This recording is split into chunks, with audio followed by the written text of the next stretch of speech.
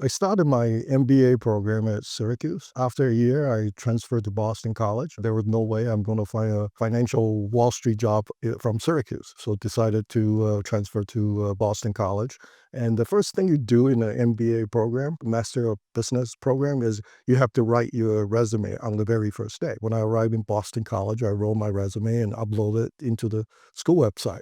And 3 days later, I was in school, but my wife got a call from this man and like asking, "Is David Yen there?" My wife said, "No, he's in school."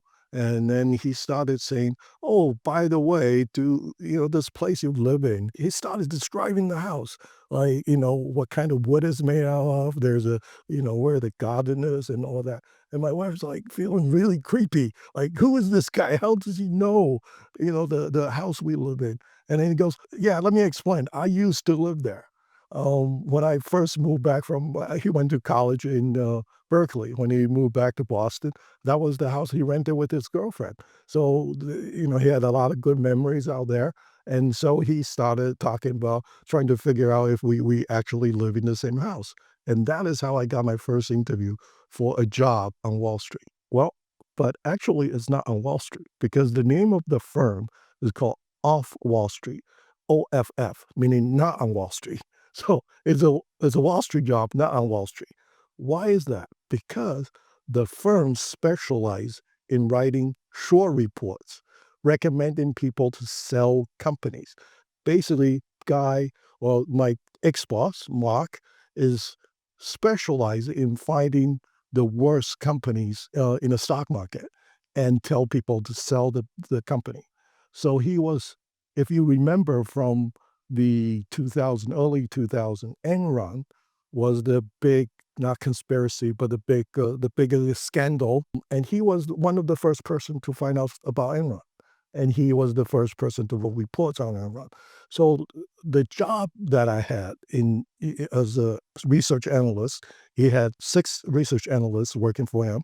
And basically, you write reports on these companies that you find that will have problems. Like, for example, there was this company we wrote about that was selling servers back in the 2000. Remember, this was the beginning of the internet, and these company was selling servers.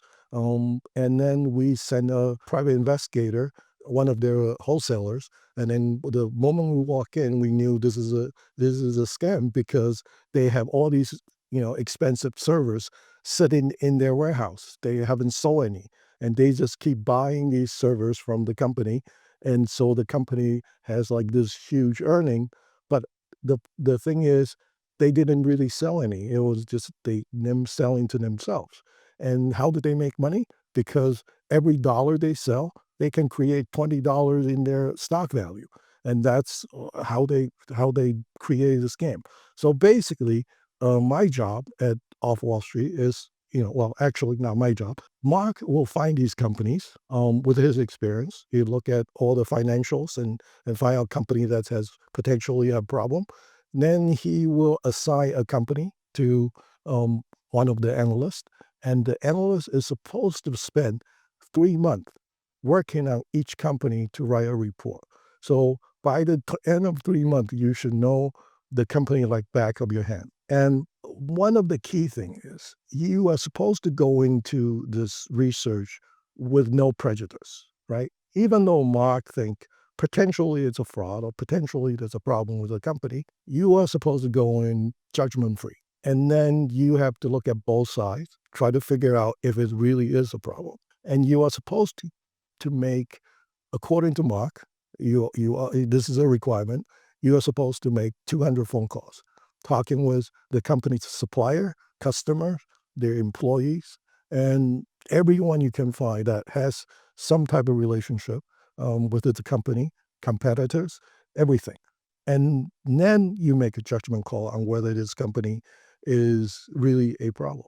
So Mark has a 89% batting average. That means if you follow his recommendation and sell the stock, 89% of the time after you sell the stock, the price will go lower, right? So actually, there's a way on Wall Street you could short the stock, meaning you borrow the shares from somebody else, and then you sell the stock, those shares with borrow shares. So you don't own any shares, you short them, and then you in hope you buy them back later at a cheaper price. And you have to remember, this is year 2000. That was the year, those were the years that stock went up. Like it was the great bubble, right? So back then, the stock from 1996 to 2000, stocks more than doubled, right? So basically, it was very hard to find stocks that was going down. But Mark was able to get an 89% batting average. That is pretty incredible. So back then, and this is again year 2000, to subscribe to the newsletter, you have to pay $40,000 a year just to be able to read his newsletter.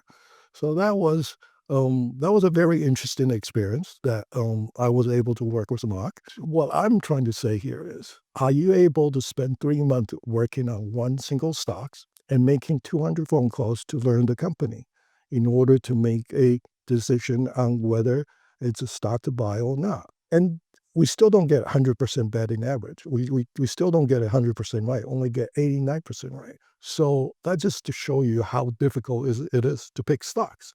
You have to remember, 4% of the stocks out of all these companies on the stock market make up all the gains you ever made on the stock market. So if you're unable to pick those 4%, you basically gonna lose money. So it's almost like going to the casino and betting on a roulette wheel, right? Roulette has 37 or 38 numbers on it, depending on what kind of roulette you play. So if you bet on one number and have it come out to be your number, the chances is like slightly lower than 3%. And picking on a stock, it's basically 4% chance. Not much different. So, I'm a big advocate for not picking stock. And so unless you think you can, spend that kind of time doing the research, probably picking stock is not the best use of your time or money.